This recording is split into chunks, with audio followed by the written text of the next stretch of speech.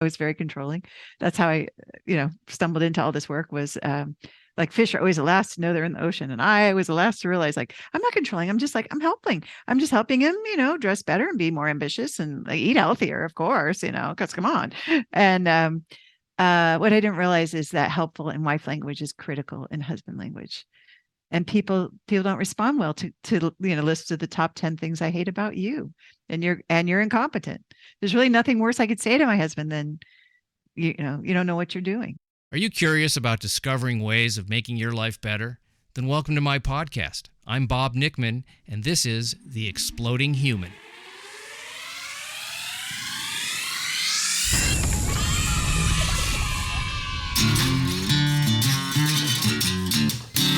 Listen in while I talk with all kinds of people in the fields of personal growth, health and healing, alternative therapies, psychology, spirituality, environment, and the future.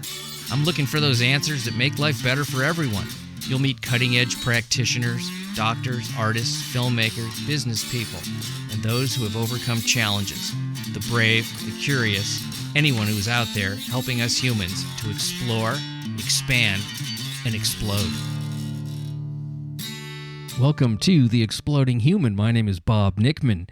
My guest today is relationship expert LAURA DOYLE, and we're going to be talking about marriage and her mission to end divorce. But first, I'd like to invite you to visit my website, theexplodinghuman.com. Over there, you can listen to episodes, read synopses, see photos of my guests, little bio on myself. And there is also a YouTube channel where you can listen, which is The Exploding Human with Bob Nickman. As I said, my guest today is LAURA DOYLE.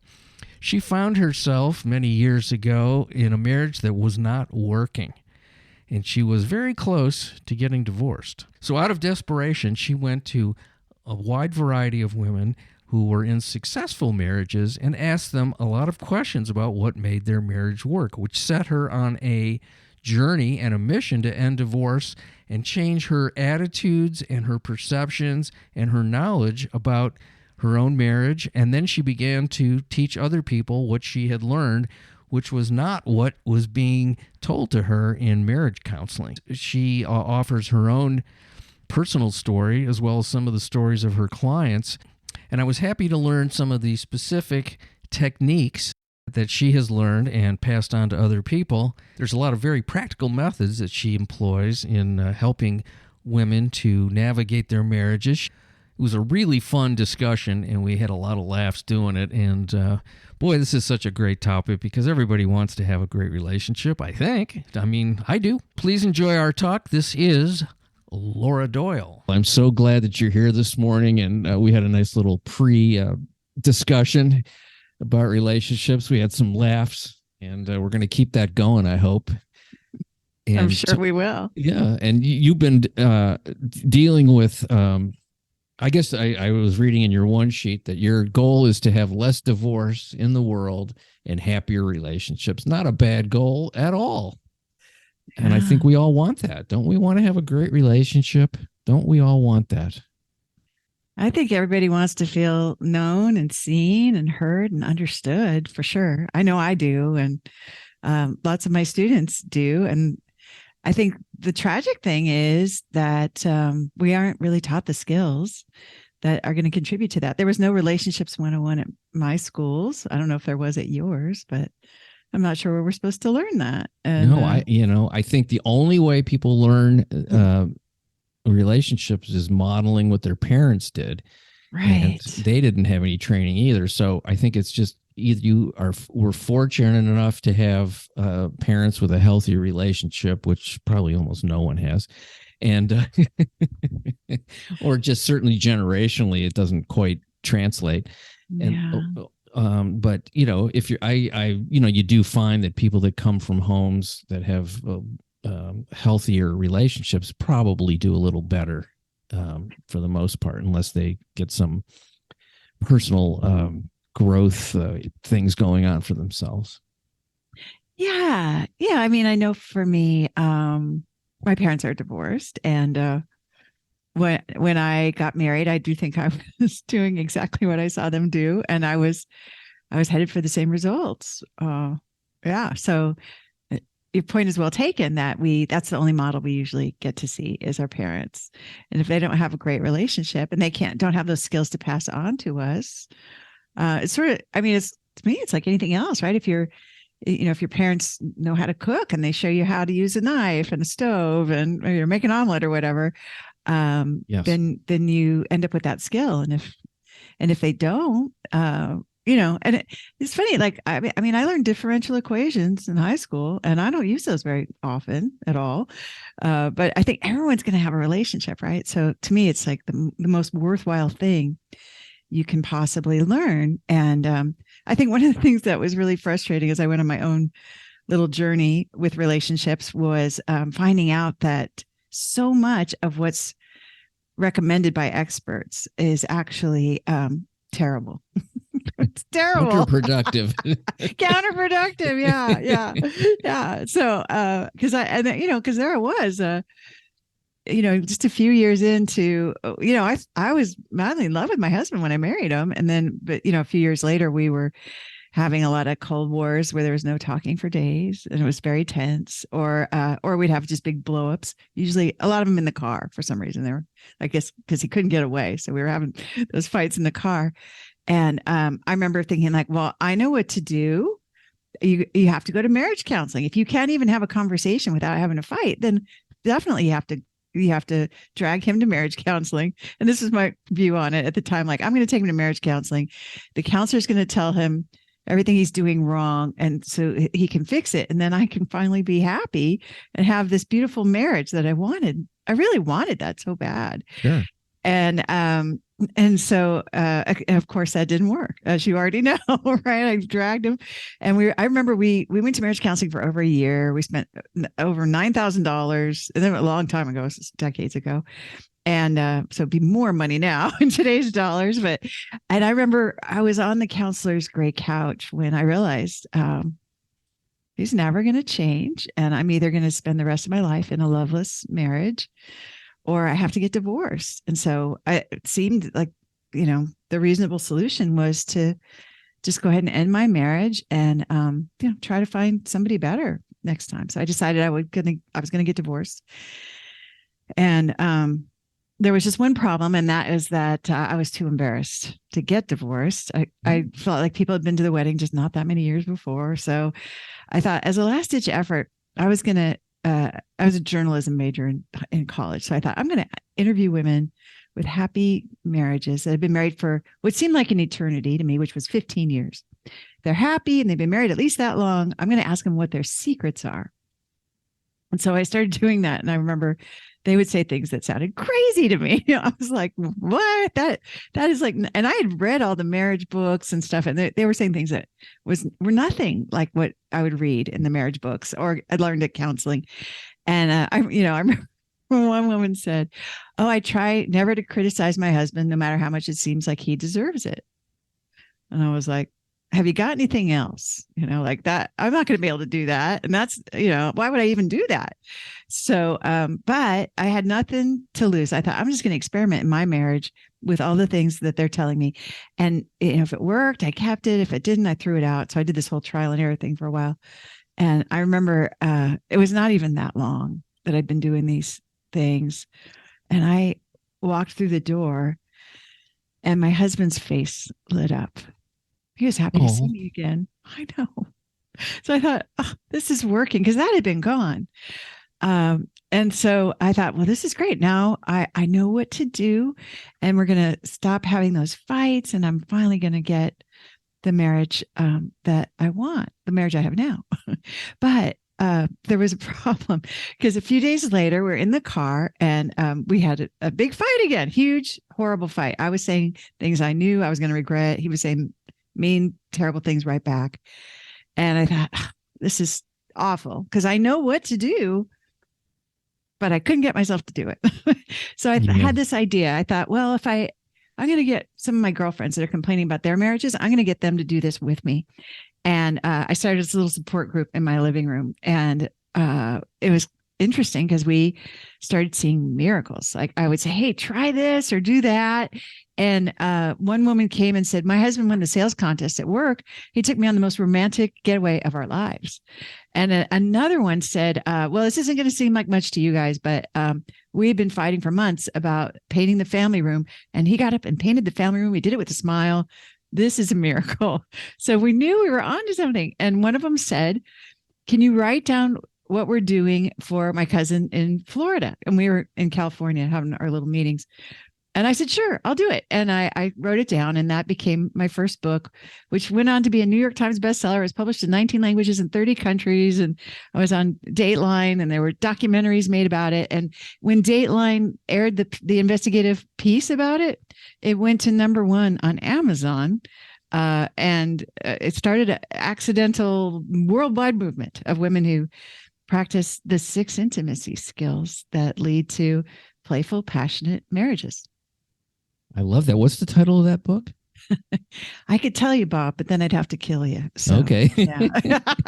you don't want me to get it? Well, all right, I'll tell it to you. It's controversial. You'll see why I don't want to tell you. Oh, okay. But it is a wonderful book, actually.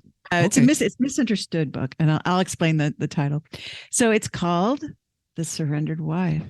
The Surrendered Wife. Yeah. Right. Well, and I'm gonna advocate for surrender, not just with wives, but with all human beings. When they can't change something, it is good to surrender and accept the thing that is. Absolutely. So I'm not saying be boundaryless or any of that stuff. No, that's what you're talking about. You're saying surrender to what is. Don't be in denial of a reality that you can't change. Exactly. So like if you're stuck in traffic, right? You might wish the traffic would move, but you can't make it move.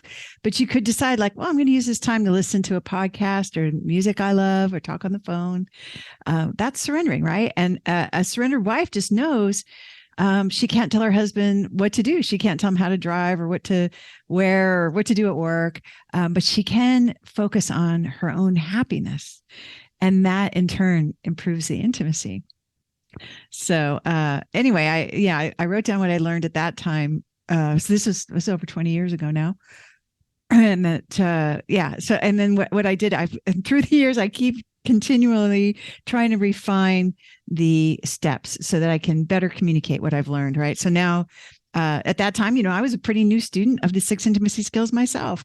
So now my newest book is The Empowered Wife, that really spells out the 6 intimacy skills very thoroughly. We just did an updated and expanded version because about a decade ago, I also started a coaching organization where I have about 150 coaches who are experts on these skills, and they help empower women to use them in their marriages.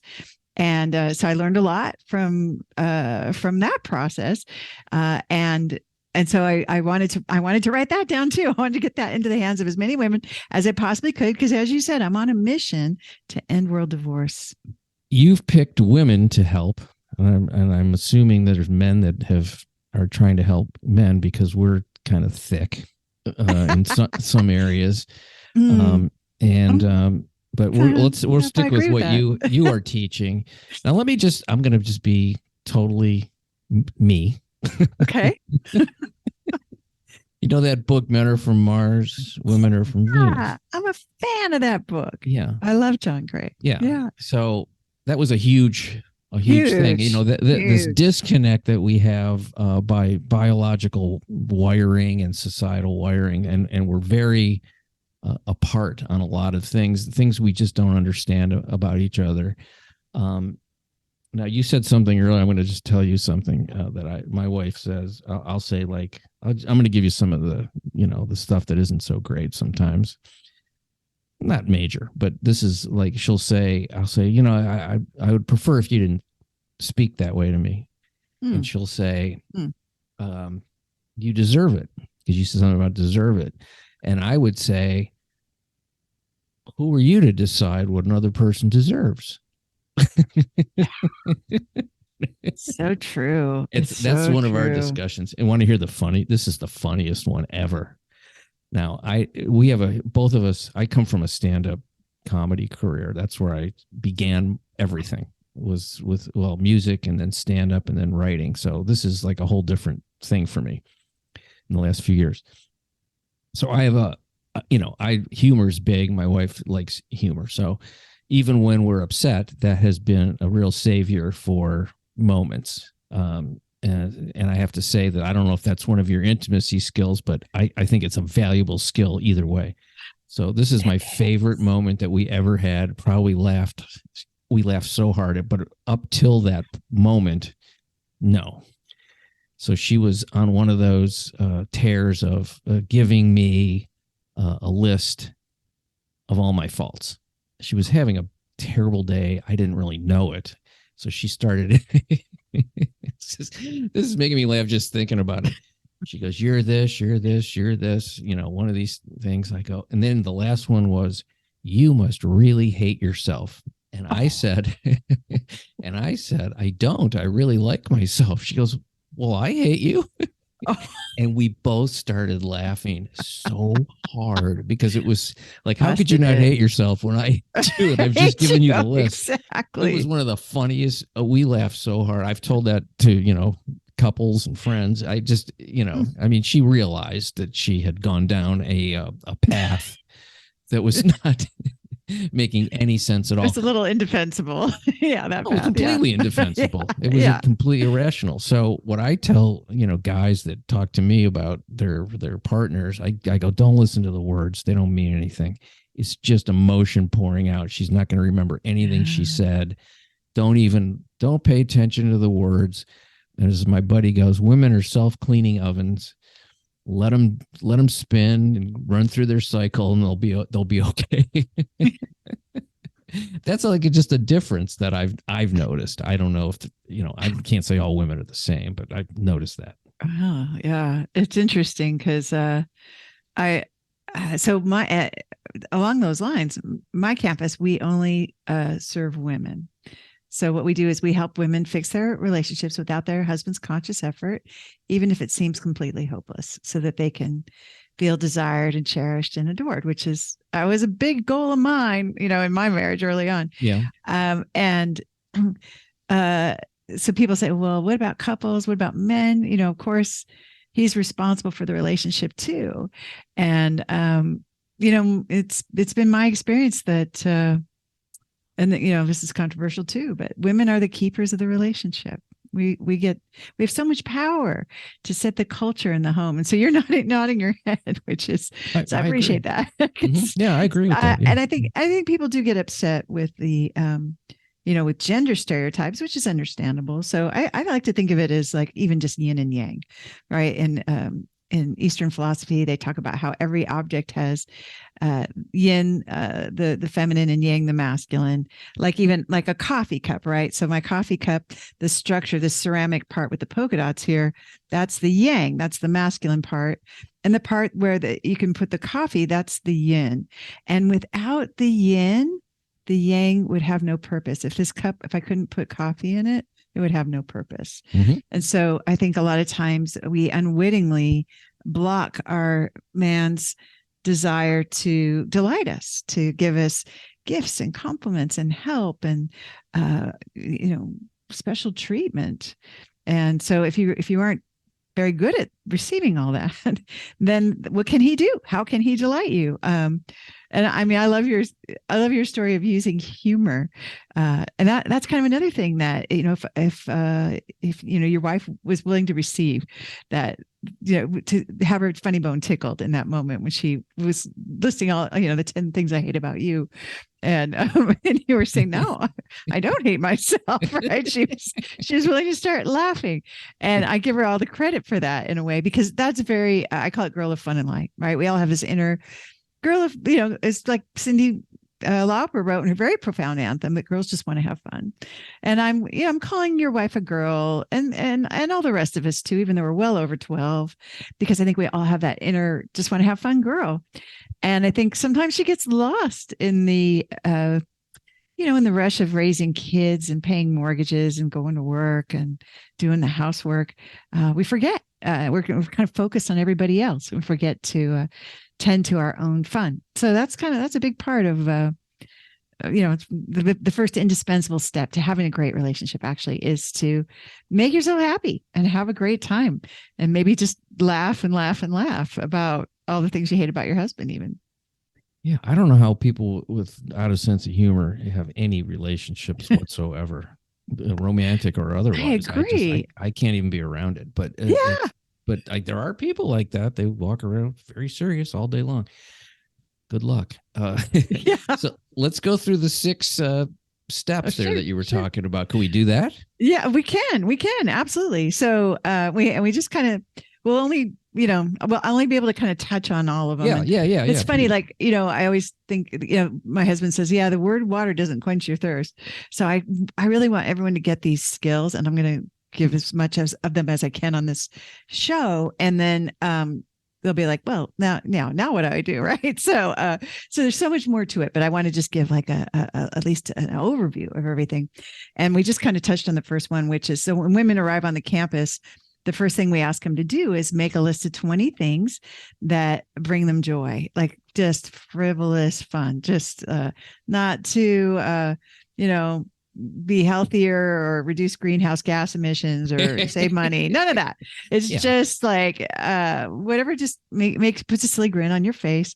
I mean, and people, it's funny because when women first arrive, a lot of times they're like, well, and they want to skip that chapter in the book. Like, okay, yeah. But let's get to the part where I can get my husband to do the things I want him to do. Right. And it's like, no, believe me, this really is the thing. This is what's going to make you an irresistible magnet.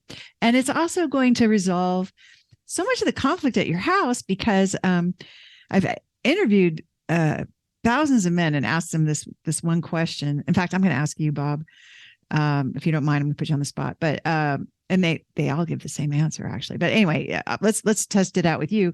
How important is it to you that your wife is happy? Very. Okay, that's what every single man I've ever asked says. Sometimes they say, like, it's the most important thing. Sometimes they say it's everything, or they say it's very important. In the UK, they say it's imperative, right? So it's all over the world. This is the thing. Mm-hmm. And so when I was unhappy in my marriage, I had this delusion that, like, well, if he sees how miserable I am, that's going to motivate him to shape up and be better somehow, right? That never worked. But when I started making myself happy, he wanted to pile on, and he wanted to be around me. That was when, I didn't need to say, hey, why don't you spend more time with me? Because he was seeking me out. He was like, oh, look at her. She's dancing in the kitchen. I'm going to go check that out. Let's find out what that's about. So it just makes a huge difference to make yourself happy. And I had a student actually who decided she was going to use the 6 intimacy skills to try to fix her marriage. She thought it was pretty hopeless because her husband was never around, was lying to her and flirting with some female coworkers, and they had 5 kids. And he said, God, I wish we just never even had any kids.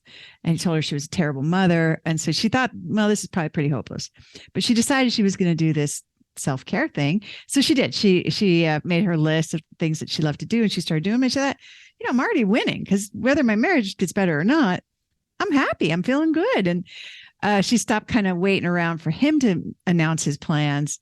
She'd been feeling like a statue, right, when that was happening. So anyway, so she's making herself happy, and she's listening to this podcast she loves, and she's folding the laundry. And her husband comes over to her, and he's like trying to have a conversation with her. And she's like a little annoyed. She's like, I'm listening to my podcast, right? She's like, but then she thought, no, I've always wanted him to do this. And now it's finally happening. Like, he's seeking out my company.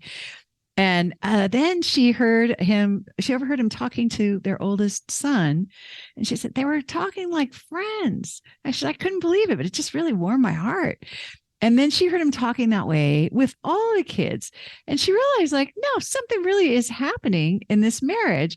And she'd been unhappy for like 19 of their 20 years together. So she was amazed that, like, and that was just that one skill, right? Of the, kind of like one piece of the 6 intimacy skills. Mm-hmm. So she got a big transformation out of just doing that.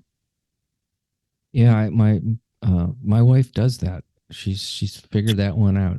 Don't wait around for me to do this thing that you're not even saying out loud that you're just wanting me to do. That's right.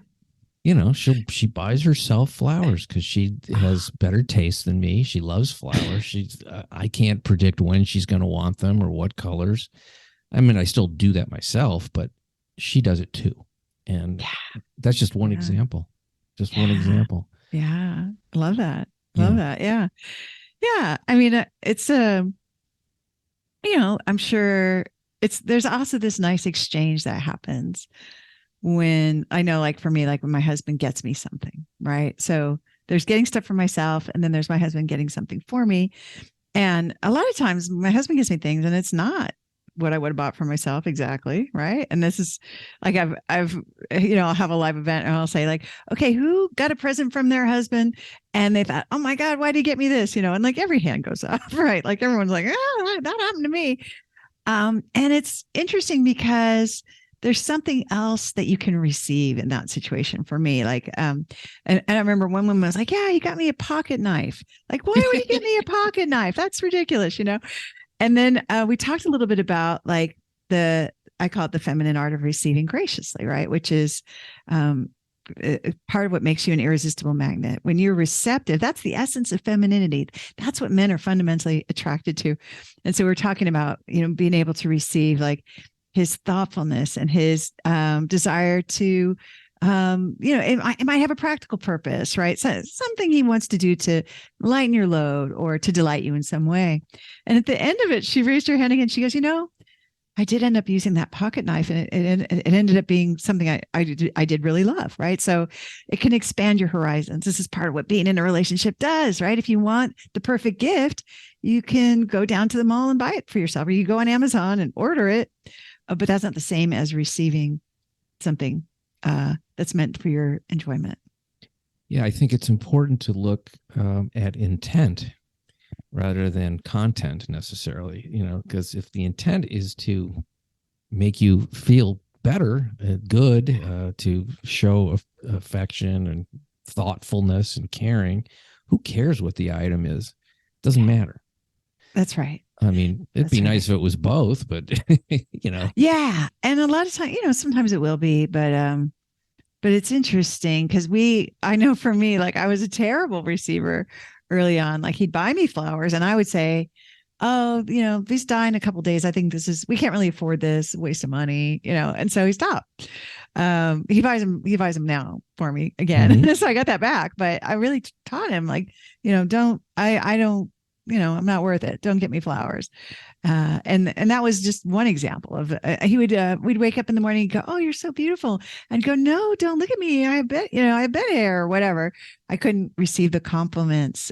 Or even, I love it now. Like my husband kills all the scary spiders and he carries the heavy stuff, for me. And he seems to delight in doing that for me. And, but I had a hard time receiving that early on because I thought that I needed to pull my own weight. And Connie Schultz, I love, she has a quote. She's like, before I'd let my husband make me a cup of coffee, I had to make sure that it wouldn't cost me the right to vote and own property, right? I wanted to make sure I'd still have all that.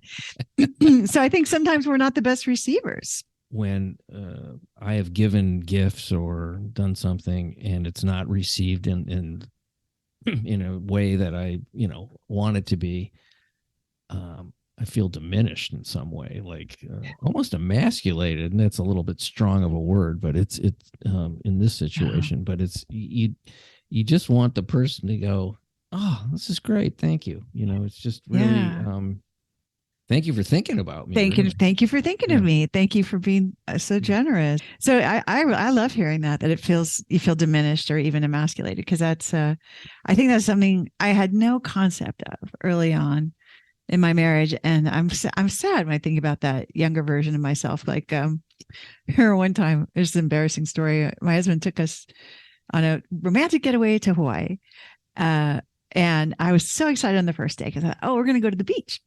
And I cannot wait to go to the beach. And, but instead of saying what I wanted, of course, I said, what do you want to do today? And he said, well, how about if we go see a volcano?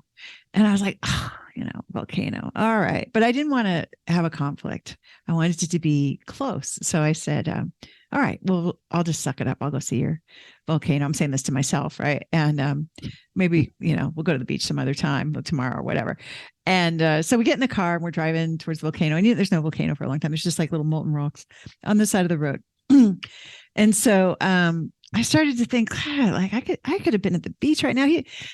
This kind of sucks. And he realized, he's like, is everything okay? I saw a volcano, all right. Not the kind that, yeah, it was me. I was the volcano. And do you know, even after I behaved so badly, like poor guy, all he knows is like, I took her on a trip to Hawaii. It's the last thing I remember, officer, right? And anyway, after that, he took me to the beach. We never got to see the volcano because it turns out he just wanted me to be happy. And I couldn't enjoy the beach because I had a horrible emotional hangover from raging like that. And I knew that bad behavior. Talk about expectations, right? So, but I feel sad for that younger version of myself who just had no concept of how to express her desires. And if you can't say what you want, you're never going to get what you want. Mind reading is a big issue with people. It's a big problem. And I don't know if women, I was actually talking to this friend of, she was a friend of my wife's, I guess. I don't know. They're an acquaintance. And she was having some conflicts with her husband. And I said, you do know that we can't read your mind, right?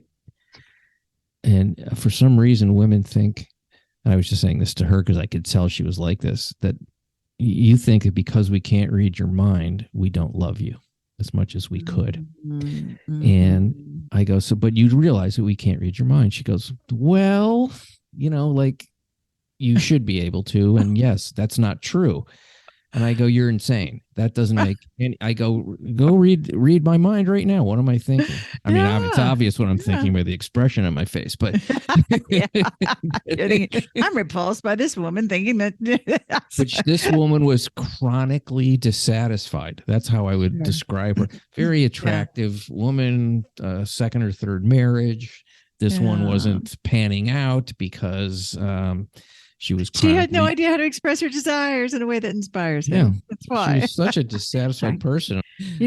I relate to her, sadly, because I remember like one of the conflicts we had early on in my marriage was I would say to him, I go, John, this kitchen is a disaster area. And I thought he was going to like jump off the couch, put down the remote and like come over and clean the kitchen. And that just never happened. And I have this theory now that like he couldn't even hear. I think men can't even hear it when you're complaining. Maybe no one can hear you when you're complaining. So he could hear John, blah, blah, blah, blah, blah. And that was it. Or like the Peanuts parents, like, wah, wah, wah, wah, wah, wah. And then finally I learned to express my desires. And there's a little formula for this. And I'd love to share it with everyone who's listening, like your wife's acquaintance. I would love for her to know this. To express your desire. So finally one day I said, you know what? I would love a clean kitchen. And my husband's like, okay, I'll clean it. I'm like, you will? What? And then he did. And that was over 20 years ago. And do you know, he's been doing it ever since. I don't ever do the dishes here. Very, very rarely because he knows it makes me happy and he just wants me to be happy. So he does all the dishes. So once I like tapped into that, once you find the mother lode of like being able to find the intersection of my knowing what I want and his desire to make me happy. It's a very complementary system. I do the same thing. You do all the dishes there? Yeah. Well, yeah. I don't do a fantastic job. I do a good job. Yeah. I don't do, I'm not an eagle eye super cleaner. And sometimes I get, a little talking to about my finesse, but not serious, but I do the dishes I clean up every night. So, but here's an interesting thing that you said that I just related to. When you said the kitchen is a disaster, my wife uses that word for things that aren't disasters. Disasters are, hurricanes and fires, earthquakes and Turkey and Syria. And all I hear is hysterical woman. I'm not going to pay attention. It's That's not a disaster. It's just not the way you want it. So it actually the choice of words, and don't get me wrong. I think she feels that way. I think inside you felt that way. Like you felt overwhelmed with how filthy the kitchen was. And that's the word you picked because it was very upsetting to you on some level, maybe as a nester or some issue. But the word disaster is a complete turnoff for a guy to hear about anything. Well, that makes total sense. And so this is a big part of the disconnect because you're right. I was like really over dramatizing things by saying it was a disaster because I thought that was going to get his attention more. Right. And it does just the opposite. It actually is kind of repelling. And it, and again, the complaining, I think women will think, I know I did. I'm like, he knows how to make me happy. He knows his kitchen is a disaster and therefore he should clean it.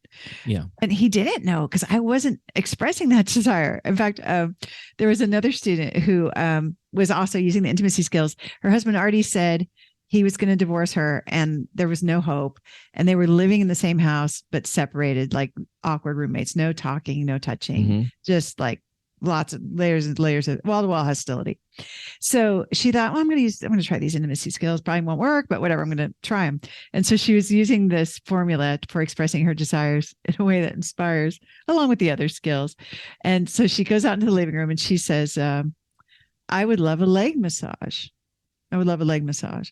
So, and now what she didn't do was say, oh my God, my legs hurt so much. My legs feel terrible. Because he wouldn't have known what to do, right?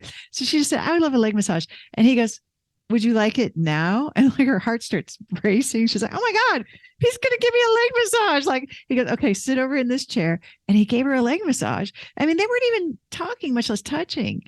And this was like the beginning of them reconciling. In fact, shortly after that, he cleared off their whole patio and built a fire pit. And so they could sit outside and hold hands by the fire in the evenings. So she's just blown away by how romantic he became as she learned to express those desires in a way that inspires. It was like this beginning of this reconciliation.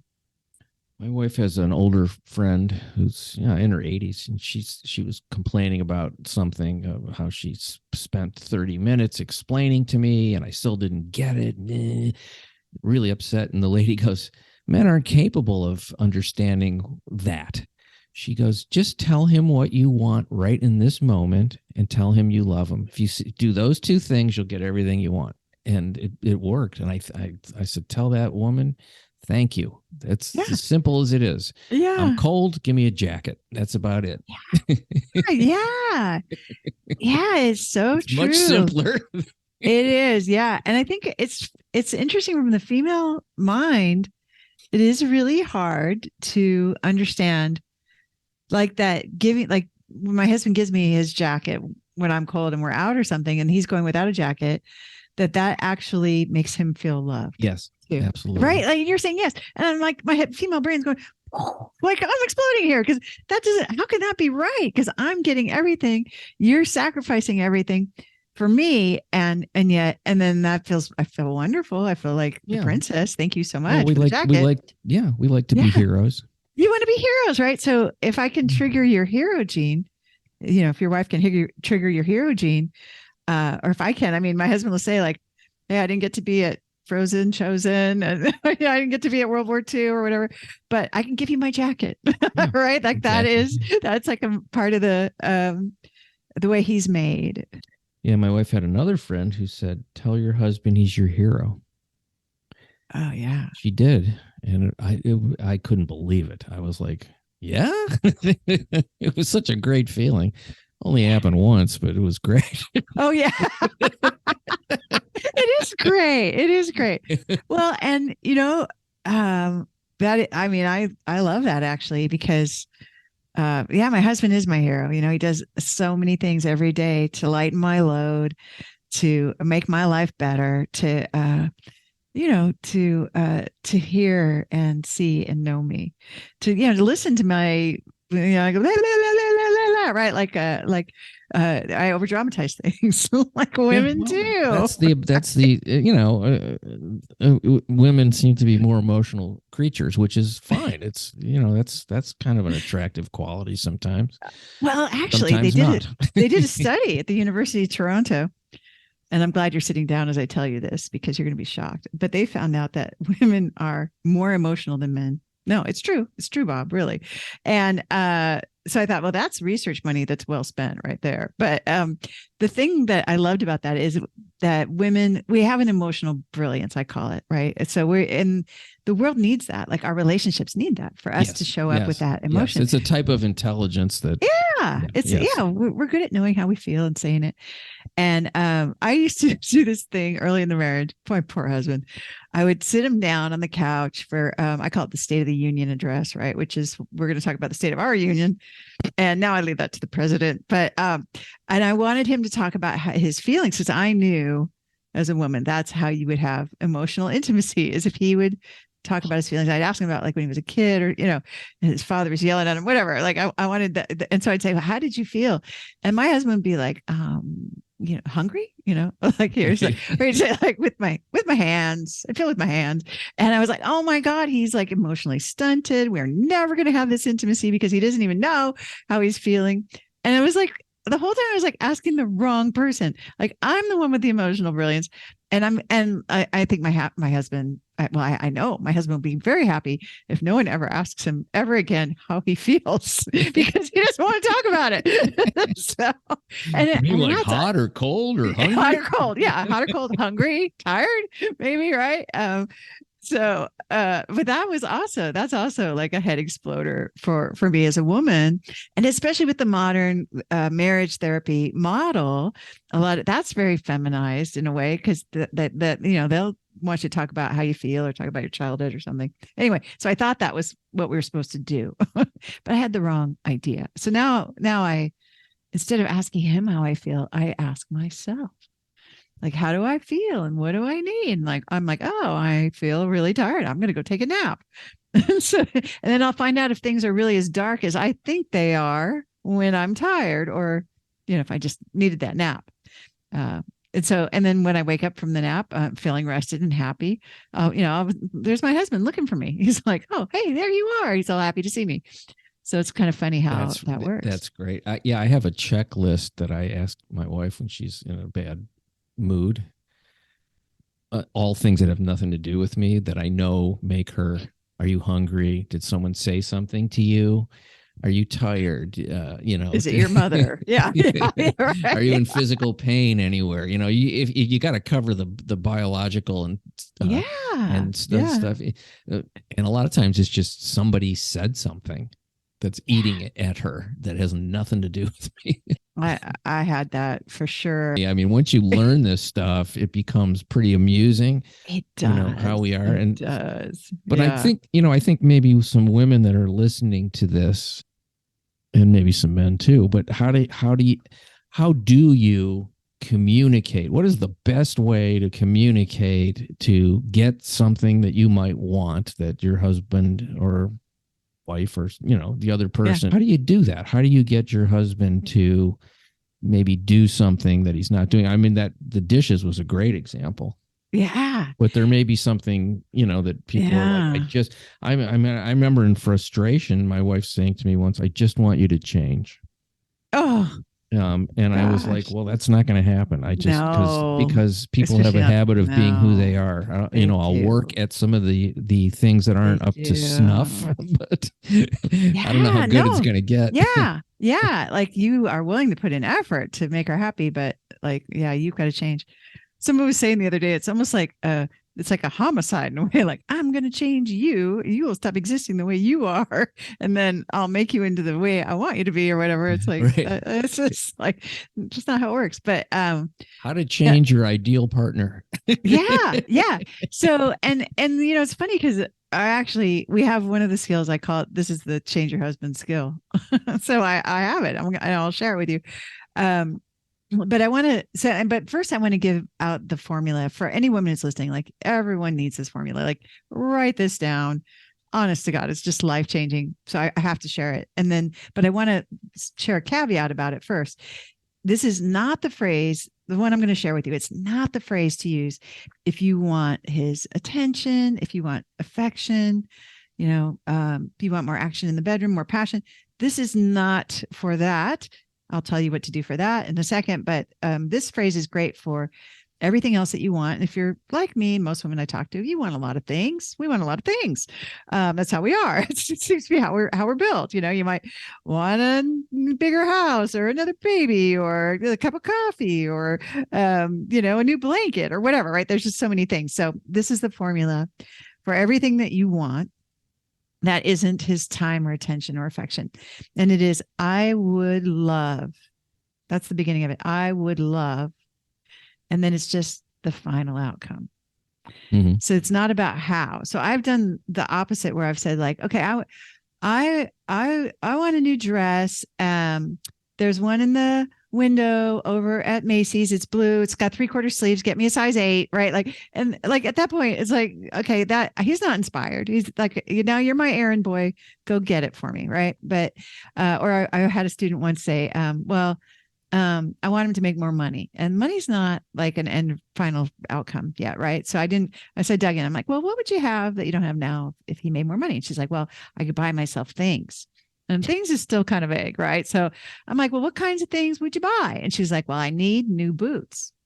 So fine, new boots is the final outcome, right? I would love new boots. No need to specify how that's going to happen. But what we see is it's pretty magical. Like I remember one woman was like reading about this formula in one of my books, and she's like sitting on the couch and she's like, oh my gosh, I'm going to try it. She said, and she goes, her husband's walking by. She goes, I would love a glass of wine. And with no expectation. That's the other piece of it, right? It can't be like, I would love a glass of wine. Like, are you going to get it for me? Right. It's just like, I would love a glass of wine. Right. Yeah.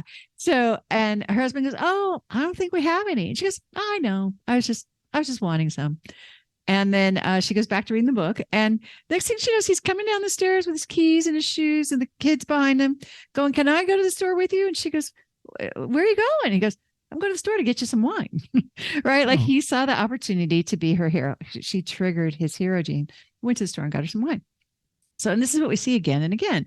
If you can use that formula, that magical formula to express your desires, like there's no limit to what your husband will do to make you happy. If he thinks that he's got a shot, if you are pleasable, you have to be pleasable. And okay, yeah, I made up that word. Fine. It doesn't exist, but it's the idea that you're going to feel successful when like you're going to come home with that wine and I'm going to go, oh, you got white. Oh, like, no, like that's going to ruin the whole thing. So if you go, oh my gosh, you went and got me wine. That is so sweet. Thank you for being so thoughtful. And then you were going to say there's a different way to approach You've been holding your breath this whole time for that, huh? Sorry. No, okay, everyone, I've enjoyed every moment of this conversation. Thanks, Bob. Me too. No, but you're right. Okay, so there is something totally different, and it is really about. So I'm going to tell a little story that kind of illustrates it. So, would you agree that? Well, I believe that there's the best aphrodisiac on the planet for men. Is free. It works fast, and most women don't know about it. So I want to share that right now, because this is really how you skyrocket the passion. So I'll check this out with you because you're a man. So you'll know firsthand if this is true. But that aphrodisiac is respect. It's respect. Do you agree with that? Wow. Is there anything sexier than a woman who respects you? No. Okay. No, okay. That beats cleavage. It beats cleavage, right? Like, I love that. Okay, that's good. I'm gonna use that. Beats cleavage. So I'll tell you a little story. So one of my students was her marriage was in distress. They had been sleeping in separate beds for 6 months, and it was a second marriage. They had a blended family with stepkids. Kathy Murray, and she had been going to therapy every week by herself, because her husband wouldn't go to therapy about the marriage. So she's going by herself every week for an hour a week to complain about her husband, Doug. And nobody ever got happier that way, by the way, by complaining about their spouse for an hour a week. It seems By like the it's going to way, work. I don't like Doug. I've never liked him. You've never liked Doug, right? I know. Way to hit the end of the story, though. Doug's like redeemed I at don't the end know of the why story. why she hooked up with Doug, but anyway. Exactly. I know. Wait, it's up with Doug. I mean, please, Doug, right? First of all, he can't read minds. Doesn't know what she wants. Anyway, so and Kathy was the CFO of a huge private school, really prestigious private school. So she managed this huge budget. So she was helping her husband at home manage the finances. And but it wasn't going well. She's using the same skills that she's successful with at work at home. And you think about it, like your goals at home are totally different. Like my goals at home, I want my husband to hold my hand and stroke my hair and tell me how beautiful and wonderful and special I am and amazing. And at work, I really just want, I want to, manage my team and improve the bottom line, right? They're totally different goals. They're different goals. But so she was doing this and it wasn't going well. And so she had just finished reading my book and she thought, I have nothing to lose. I am going to experiment with some of this stuff in this book. And so Doug came to her and said, hey, you got to tell me what you want me to do with the cell phone plan. We need a new cell phone plan. So tell me what you want me to do. And so she just looked at him and she said, she picked it right out of the book. She said, oh, you know what, Doug, whatever you think. And he just looked at her like, no, he'd been trained. Like, if you screw this up, you are going to be in so much trouble. She goes, no, you got to tell me what you want me to do with the cell phone plan. And she was thinking like, I hope he doesn't screw it up. He might, we'll have crummy service, we'll waste money, whatever. But instead of saying all that, she said, you know what, Doug, whatever you think. She just repeated it. And then she added, I trust you. Mm-hmm. So Doug went away and did the cell phone plan. She was afraid he was going to screw it up, but he didn't. He did fine. Right. And Doug knew on some level that the reason he hadn't let her make those decisions in the past is because she didn't trust him. But this time she did. She trusted him. And then that night he came over to her and put his hand on her shoulder, which was a big deal, and said, you were so nice today. And tears just started rolling down her cheeks, and they slept in the same bed for that very night for the first time in over 6 months. And the next day she fired her counselor and she called me. She started training with me. And that was 20 years ago. And she still gets tears in her eyes when she talks about how tragic it would have been to throw out Doug, the man of her dreams. Now, you didn't like him. I know previously, but now, now are you feeling better about Doug? Now do you see Doug's good qualities? I just don't like his haircut. I know. Maybe if he got a better haircut. So part 2 of that would be if he had screwed the plan up, then what do you do? I knew it. You can never do anything right. You always do the wrong, never always. Those are dangerous words, by the way. Yeah. This is for me the part where the relationship is the dojo, right? The relationship is the place where I'm confronted with myself because people tend to live up to my expectations. My husband really rises to my expectations. Oh, that's great. And so if I show up with my faith in him and, just keep in mind, like I married him because he was like the smartest guy I'd ever met. Right. And most talented and just, handsome and all that too. Capable, but capable guy. Right. And when I show up with that, that's what I get. It's crazy. And when I show up thinking, he's probably going to screw this up, one of her talking to my husband who said he was making smoothies for his wife and her friend. And so he had him in the blender and there was, little something he had to dislodge with the wooden spoon. And she goes, watch this. He always makes splinters in the smoothies. And he's like thinking like, no, I don't. And he's trying to dislodge the banana. And sure enough, there goes the wooden spoon and there's splinters in the smoothie. He's like, I swear she made me do it, which is not true. Right. But it's interesting, right? That we tend to get what we focus on. What you focus on increases. So let's say he screwed up the cell phone plan. Back to your point. I know for me as a wife, I have a choice, right? I can make a big deal about the cell phone plan. And I've done that. I I get focused on these things, or the taxes. Are we going to get that write off or whatever? And or I can choose my faith, and kind of look at the bigger picture too. Like, one of the things I used to do, sadly, I was very controlling. That's how I, stumbled into all this work was, like fish are always the last to know they're in the ocean. And I was the last to realize, like, I'm not controlling. I'm just like, I'm helping. I'm just helping him, dress better and be more ambitious and like, eat healthier, of course, because come on. Right. And what I didn't realize is that helpful in wife language is critical in husband language. Yes, and people don't respond well to lists of the top 10 things I hate about you, saying I hate you and you're incompetent. There's really nothing worse I could say to my husband than, you don't know what you're doing. You're incompetent. You're not capable. And blame. Those two things are really ugly. They don't help. Let's put it that way. They don't help. And even if they're accurate, it doesn't matter. It doesn't matter.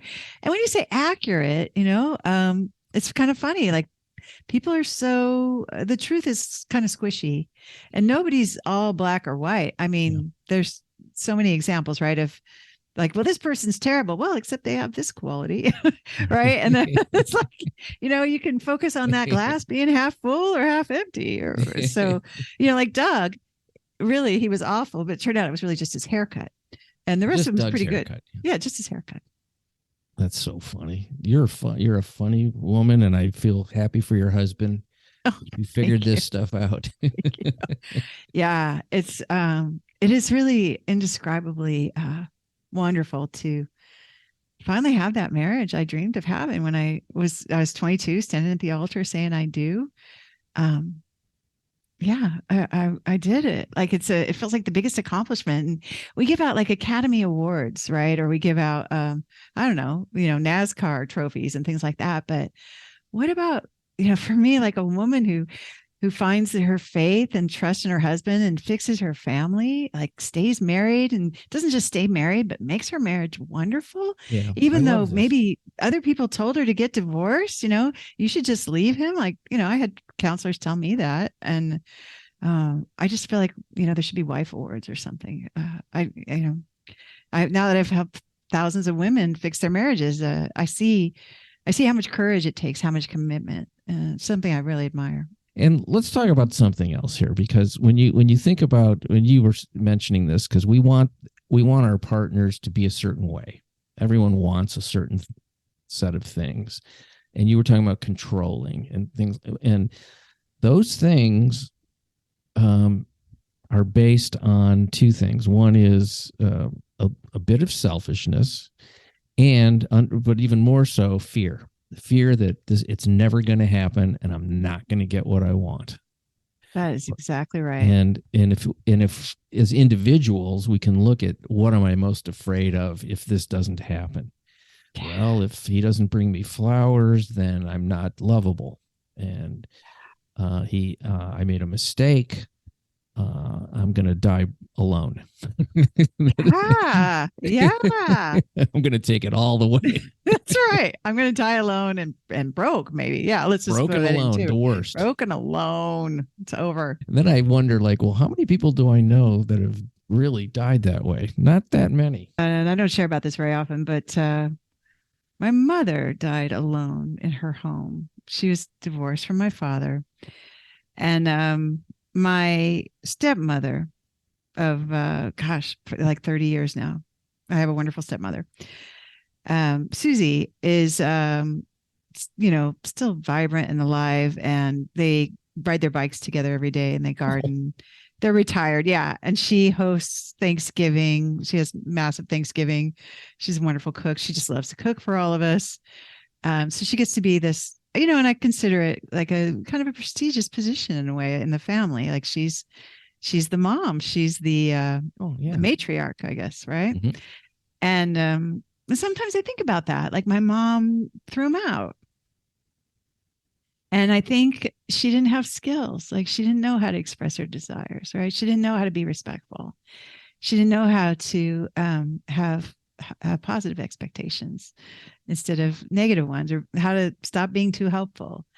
And it was heartbreaking for the four of us kids, of course, but for the adults too. Both of my parents, I just walking wounded for years. And so maybe it's no accident that I'm on a mission to end world divorce, coming from that background. But I see a contrast. I see where Susie is able to enjoy these things that my father wants to provide for her. She quit working, and my father supported her. She was a nurse, really smart, charge nurse. But she quit her job one day, and my dad was like, "All right, I'll be your hero. I will support you. I'll take care of you." And I just think of all the things that my mother could have had, and she died alone in her house. She did. For me, I was at that crossroads where I was going to maybe throw out this wonderful man I'm married to, and then try to find another wonderful man, and then end up in the same spot, because wherever I go, there I am. And I had some bad habits. I had some poor training. So for me, it's just nothing better than knowing how to love and be loved in return. It's a wonderful thing. I have to say, with all the sort of challenges that it takes to live with another person, my wife is my best friend in the world. And it is just such a wonderful thing to have a partnership like that, and to go through life, even if it's just to check in for 2 minutes a day, if we're both busy or something, just to know that it's like, as a friend of mine, he calls his wife True North, because she's true north for me. And I thought that was a really wonderful thing to say. It is. Yeah. And that's, that's worth a lot. When you strip away all the other artifices of what it's like to be a human being, how the person looks, even what their personality is, sex, money, all those things, you strip them all away. What is the essence of that other human being that connects the two people in a way that is lasting? I think it's lasting even beyond somebody passing away. I think it's even, I don't want to find that out, but one of us will. Right. Yeah. And I think I love this, Bob, because what I hear you saying is like, it really is all it's cracked up to be. And, I'm not an easy person to live with, just so you know. I hope I haven't portrayed myself as anything other than flawed. If people want to contact you, I know you have these, I guess it's a workshop, or what do you call it? You call it something? I do. I have all kinds of things, but here's something that's really fun that we have going on, easy and fast and free, which is you could go to my website, which is LauraDoyle.org.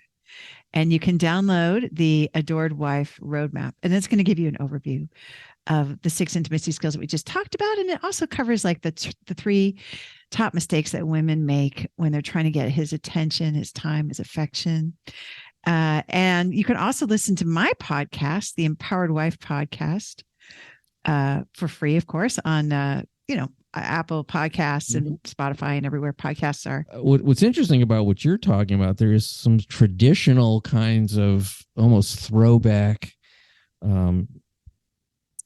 modes of operating that you're talking about that work. That's why they probably were around for so long. It could be. I know. I think it's like, you can't just throw out, it's sort of like rebelling against your parents. Like, I'm never going to be like my parents. And you find out like, well, your parents, didn't overdraw their checkbook, and that might not be such a bad thing or whatever. Right. Like, exactly. You can't just like say, I'm just not going to do what they did.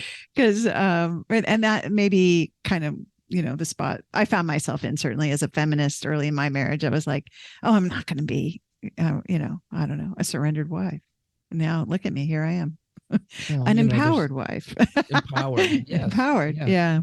The thing about any of these causes, this is a side note, this is just a thing the thing about these different causes that people get on, there's an undercurrent, or sometimes it's overt anger, which is the worst way to get anybody to listen or to change, is to be, fist in the air, angry, yelling.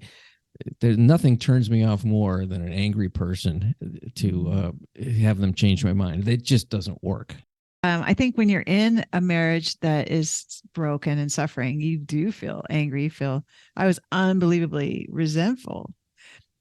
And, that was repulsive to my husband. I'm like, why aren't you spending more time with me? He's like, have you seen yourself? Right. Yeah. I mean, he didn't say that, but, and what's interesting is, underneath all that anger, there is usually just tremendous hurt. It was a great day when I figured out how to not be so hurt all the time, right? How to not, to respond in such a way where I was really like taking care of Laura instead of just waiting for my husband to do things and then him being disappointed again and again, right? There was a whole theme there. Well, I have to say, it's thoroughly enjoyed talking to you. I feel like I've known you for decades. Thank you. What a nice compliment. I enjoyed this so much too, Bob. Really fun to be on your show. Yeah. Join the conversation. The folks go to LauraDoyle.org. It's an organization. Yes, it not is. a com. It's an org. That's right. That's right. We're on a mission. Have a fabulous day. I really appreciate your time. Thank you. Thank you, Bob. Much appreciation for you folks listening to The Exploding Human. Check out the website, theexplodinghuman.com, the YouTube channel, The Exploding Human with Bob Nickman. And I want to thank Laura Doyle once again. Check out her website. Check out her books. Have a fantastic day. Happy relationships, folks.